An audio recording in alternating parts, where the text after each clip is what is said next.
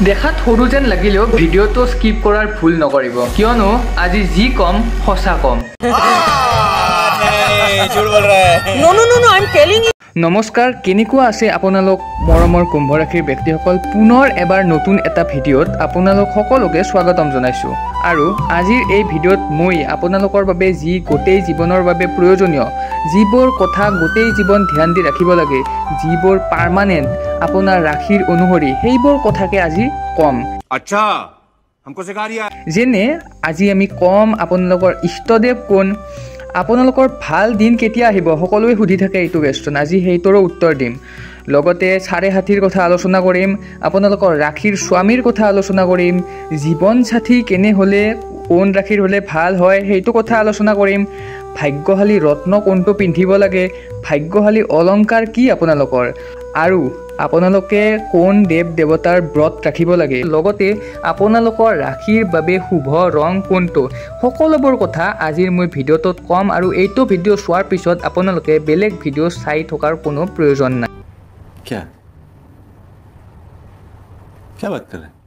আমাৰ যিবোৰ ভিডিঅ' সেইবোৰ কেতিয়াও বিশ্লেষণ নকৰাকৈ আমি নবনাওঁ যিবোৰ বাস্তৱিক বৈদিক এষ্ট্ৰলজিত লিখা আছে সেইবোৰহে আমি কওঁ লগা হ'লে আমাৰ ভিউজ কমকৈ আহক বা নাহকে আমাৰ ভিডিঅ'ত আপোনালোকে কেতিয়াও এনেকুৱা ধৰণৰ শব্দ নাপায় যে আপুনি হৈ যাব কৌটিপতি আপুনি হৈ যাব লাখপতি আপোনাৰ বাবে যি সত্য সেয়াহে আমি আপোনালোকৰ আগত ৰাখোঁ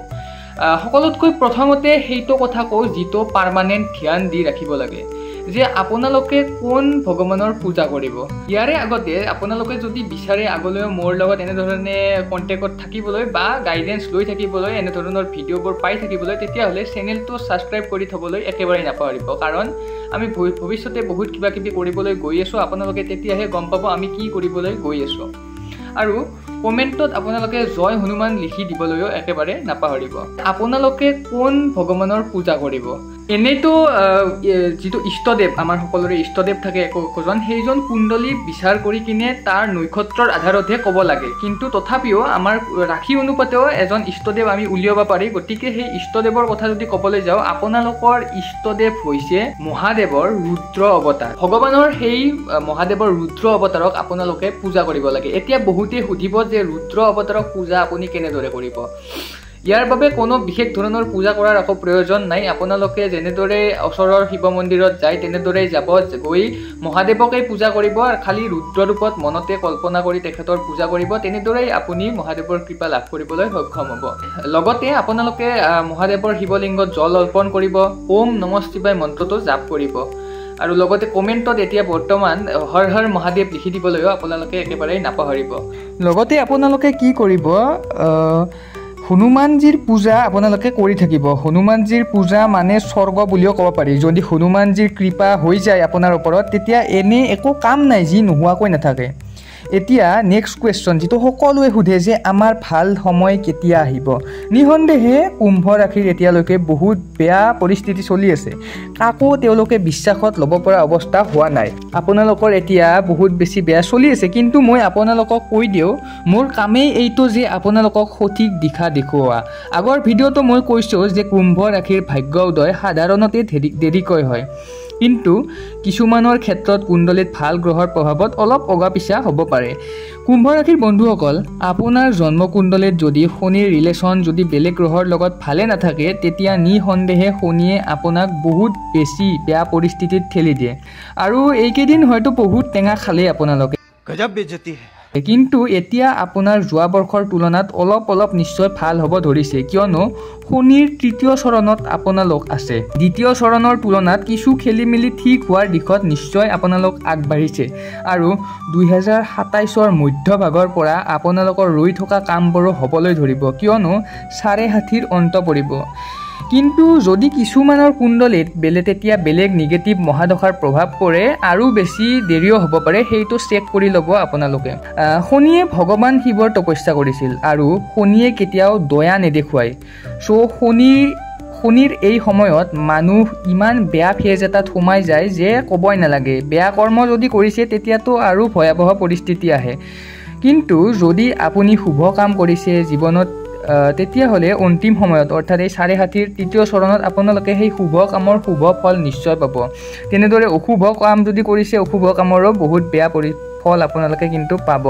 আপুনি নভবা বহুত কথা, যি ভাল কৰ্ম আপুনি কৰি থৈ গৈছে তাৰ ফল নেক্সট 2 বছৰৰ ভিতৰত শনিয়ে আপোনালোকক দি থৈ যাব, তাকো গেৰাণ্টি দি মই ক'ব পাৰোঁ। বন্ধুসকল,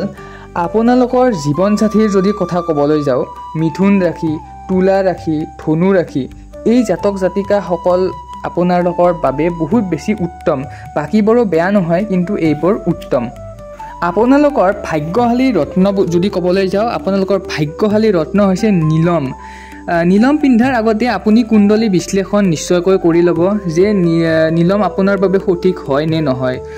মোৰ লগতো কনচালটেশ্যন কৰিব পাৰে বা বেলেগ এষ্ট্ৰলজাৰৰ তাতো যাব পাৰে, কিন্তু অলপ পঢ়া শুনা কৰা এষ্ট্ৰলজাৰৰ তাত গৈহে এইবোৰ বস্তু ল'ব, নহ'লে পিছত বিপদ হ'ব পাৰে। এতিয়া নেক্সট আপোনাৰ বাবে শুভ ৰং কোনটো? আপোনাৰ বাবে নীলা ৰং, বগা ৰং, চিলভাৰ ৰং বহুত চুইটেবল হয়, যিয়ে আপোনাক শুভ ফল প্ৰদান কৰে। আৰু এতিয়া যদি অলংকাৰৰ কথা ক'বলৈ যাওঁ, সোণৰ অলংকাৰ কমকৈ অলপ পিন্ধিব, আৰু আপোনালোকে যিমান পাৰে ৰূপৰ অলংকাৰ পিন্ধিলে বহুত বেছি ভাল। ইয়াৰ ফলত আপোনালোকৰ শনি সন্তুলিত হৈ থাকে। বহুতে সোধে যে কুকুৰ পালিব পাৰিম নে নোৱাৰিম। কুকুৰ নিশ্চয়কৈ পালিব পাৰিব, কোনো প্ৰব্লেম নাই। ক'লা ৰঙৰ কুকুৰ পুহিলে আৰু বেছি ভাল, কিন্তু তাতকৈও এটা ভাল যদি কুকুৰ নুপুহি ৰাস্তাৰ কুকুৰক খাদ্য দিয়ে, বিশেষকৈ ক'লা ৰঙৰ কুকুৰ। ঠিক আছে, এতিয়া আপোনালোকৰ ৰাশিৰ স্বামীৰ কথা কওঁ। ৰাশিৰ স্বামী হৈছে আপোনালোকৰ শনিদেৱ, যাৰ ফলত আপোনাৰ কথাবোৰ বহুত স্পষ্ট আৰু সদায় আপুনি ন্যায়ৰ কথা কয়, চিধা কথা কয় একেবাৰে, যাৰ ফলত বহুত মানুহে আপোনাৰ কথাবোৰ তাৰমানে হজম কৰিব নোৱাৰে আৰু আপোনালোকক বহুত বেয়া পায়। তো আপোনালোকে এনেদৰে ভাবি লয় কথাবোৰ যে মোক বহুতে বেয়া পায়, চ'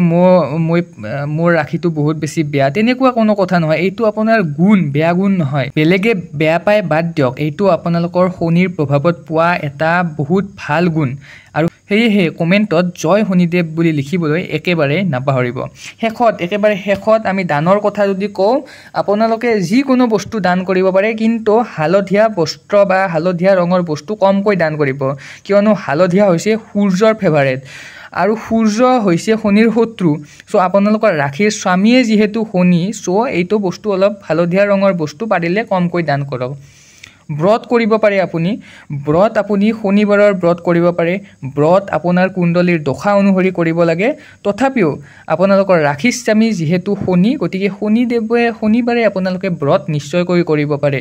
যদি আপোনালোকে ভিডিঅ'টো একেবাৰে শেষলৈ চাইছে, তেতিয়াহ'লে ক'ৰ পৰা চাই আছে এবাৰ লিখি দিয়ক। বহুতেও লোকে চাগে যোৰহাটৰ পৰা চাই থাকে, আৰু ক'ৰবাৰ পৰা চাইনে মই ভালদৰে নাজানো,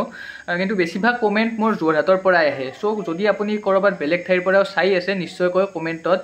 লিখি দিয়ক আপুনি ক'ৰ পৰা চাই আছে ভিডিঅ'টো।